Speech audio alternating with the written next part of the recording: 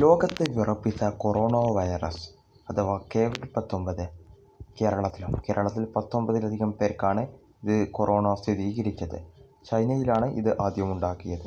പിന്നീട് ഇറ്റലിയിലും പിന്നീട് മറ്റു ഗൾഫ് രാജ്യങ്ങളിലും ഒപ്പം ഇന്ത്യ അടങ്ങുന്ന ഏഷ്യൻ രാജ്യങ്ങളിലും കൊറോണ സ്ഥിരീകരിച്ചിട്ടുണ്ട്. കേരളത്തിൽ ഒരറിയിപ്പുണ്ടാകുന്നത് വരെ പൊതുപരിപാടികളും കോളേജുകളും സ്കൂളുകളും മറ്റു വിദ്യാഭ്യാസ സ്ഥാപനങ്ങളുമൊന്നും പ്രവർത്തിക്കില്ല എന്ന് കേരള ആരോഗ്യവകുപ്പും കേരള ഗവൺമെൻറ്റും അറിയിച്ചു. സിനിമ, നാടകങ്ങൾ എന്നിവ മാർച്ച് 31 വരെ അടവായിരിക്കും. കൊറോണ വൈറസിനെതിരെ സംസ്ഥാന സർക്കാർ ശക്തമായ നിയന്ത്രണമാണ് ഏർപ്പെടുത്തിയിട്ടുള്ളത്. അതിൻ്റെ ഭാഗമായാണ് ഈ നിയന്ത്രണങ്ങൾ. എല്ലാ ജനങ്ങളും സർക്കാരിൻ്റെ ഉത്തരവുകൾ പാലിച്ച് നമുക്ക് കൊറോണയെ തുരത്താം. മീഡിയ 24ൻ്റെ പുതിയ വാർത്തകൾ ഞങ്ങളുടെ ചാനൽ മീഡിയ 24